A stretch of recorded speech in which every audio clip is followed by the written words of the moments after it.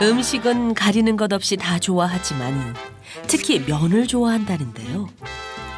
짭짤하면서 달짝지근한 양념에 탱글탱글한 면발. 후루룩 후루룩 먹다 보니 한 그릇이 뚝딱. 정숙 씨 사전에 잔반이란 없답니다. 깨끗한. 바쁜 일정 탓에 시간이 날 때마다 급하게 먹는 정숙 씨. 먹는 음식도 밥보다는 빵 같은 정제 탄수화물이 많았는데요. 상황이 이렇다 보니 정숙 씨의 장 건강이 좋을 리 없겠죠. 날이 갈수록 안 좋아지는 건강 때문에 고민이라는 이가 있습니다. 20년째 보험 설계사로 일하고 있는 59살의 송정숙 씨. 자타공인 베테랑 설계사인 그녀는 오늘도 고객과의 상담으로 바쁜 하루를 보내고 있는데요. 쓰는데 금액이 이 정도 나오고 하니까 이거 괜찮죠?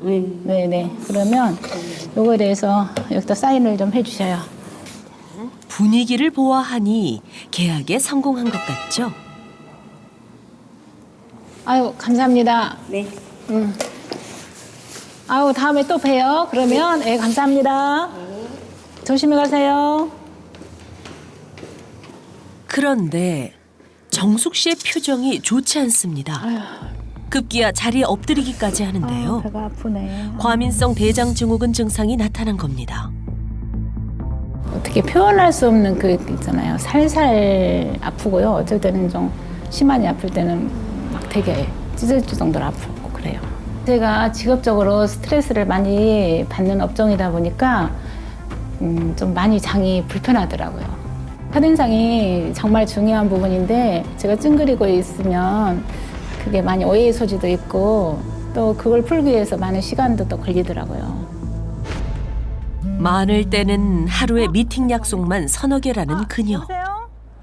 아, 예. 30분 일찍 오라고요? 빨리 가보도록 하겠습니다. 예. 마음이 급해진 정숙 씨. 장 건강이 안 좋아지면서 피부 고민도 심해졌답니다. 일단은 장이 좋아야 이게 피부가 좋아진다 하는데 저는 그 반대로 가니까 얼굴은 더 빨개지고 트러블은 생기고 화장은 먹지 않고 이게 문제예요. 바쁜 일정 탓에 건강 관리는 뒷전이 돼버린 지 오래. 오늘도 정숙 씨의 하루는 눈코 뜰 새 없이 바쁘게 흘러갑니다.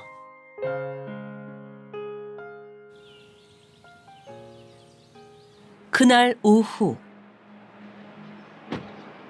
일을 마친 정숙 씨는 옷도 갈아입지 못한 채로 자리에 누워버립니다. 아유 힘들다. 아휴 힘들어. 아휴 너무 힘들죠. 하루 종일 운전하라 사람들 만나라 너무 힘들어요. 지쳐요. 손가락 하나 까딱하기 싫어요. 정말로.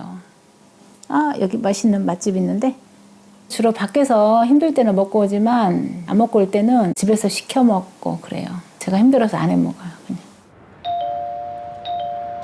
드디어 기다리던 음식이 도착했습니다. 맛있겠다. 음식은 가리는 것 없이 다 좋아하지만 특히 면을 좋아한다는데요. 짭짤하면서 달짝지근한 양념에 탱글탱글한 면발. 후루룩 후루룩 먹다 보니 한 그릇이 뚝딱. 정숙 씨 사전에 잔반이란 없답니다. 순삭이야. 깨끗하니 치워버렸네. 아까워서 애 남겨요. 웬만해서는 다 먹어요. 아깝잖아요.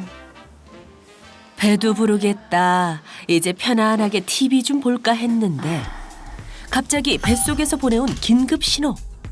바로 화장실로 달려가는데요. 장이 안 좋아 뭘 먹으면 이렇게 바로 증상이 나타난답니다. 장이 조금 신경 쓰면 민감한 그런 게 있더라고요. 그래서 배가 아프고 슬슬슬 설사기도 있고 그렇더라고요. 바쁜 일정 탓에 시간이 날 때마다 급하게 먹는 정숙 씨. 먹는 음식도 밥보다는 빵 같은 정제 탄수화물이 많았는데요.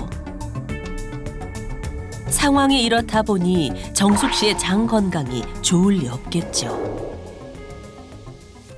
단짠 음식을 습관적으로 먹는 것은 장 기능 저하에 영향을 끼치게 됩니다.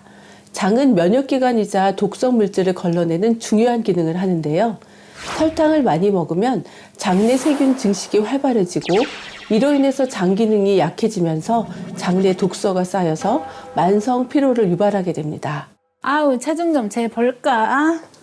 엎친 데 덮친 격으로 날이 갈수록 늘어가는 체중은 또 다른 스트레스입니다.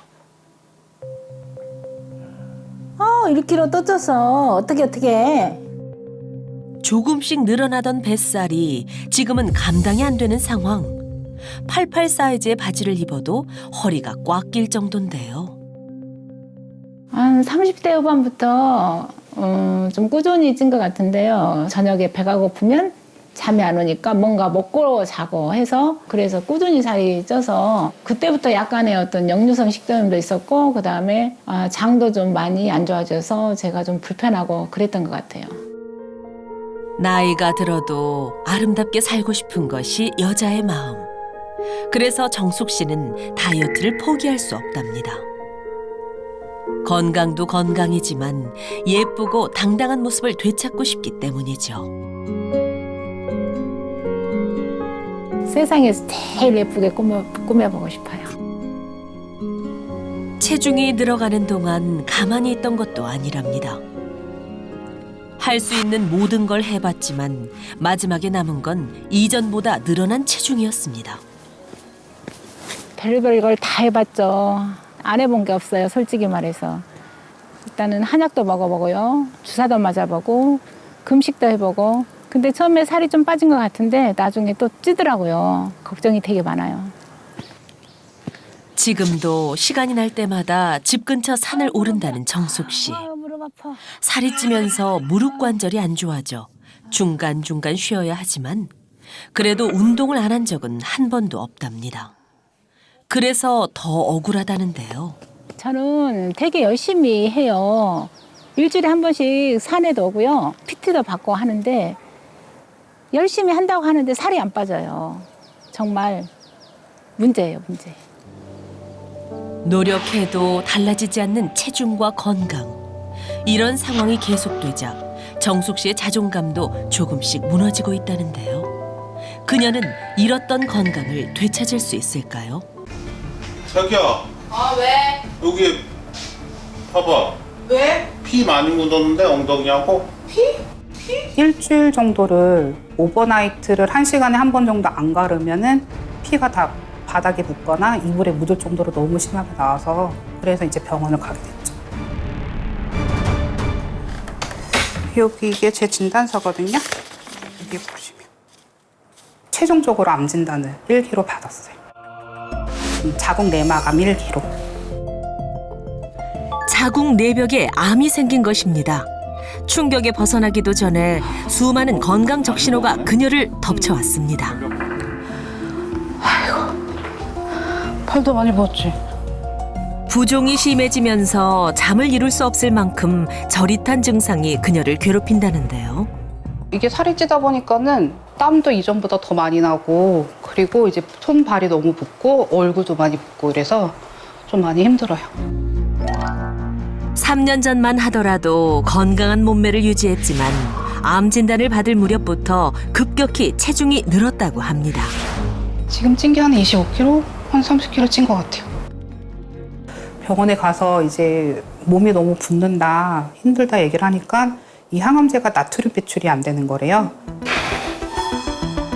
자궁 내막암은 전이 위험성이 크기에 수술이 가장 나은 방법이지만 그녀는 조금 멀고도 힘든 방법을 선택했습니다. 처음에는 원래는 적출을 해야 되는데 지금 이제 결혼하신 지 얼마 안 됐으니까 임신을 해도 되지 않겠냐 얘기를 하시는 거예요. 1, 2년 동안에는 이제 자궁을 긁어내는 내막을 긁어내는 소파 수술을 하면서 그 항암제 호르몬 약을 먹으면서 호르몬 조절을 하면서 치료를 받자고 하더라고요. 이제 결혼 3년 차. 부부에겐 결코 쉽지 않았던 선택이었습니다. 언젠가는 남들처럼 내 아이를 품고 안아볼 수 있을 거라는 희망으로 힘든 항암 치료도 꿋꿋이 견뎌내고 있지만 우울할 때 보면은 기분이 너무 좋아요.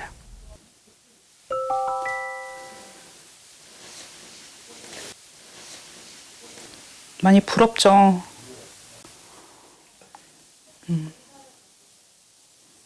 되게 행복해 보여요, 그냥. 아이가 있는 집은 그냥 나 아기가 있음으로써 행복해 보여요.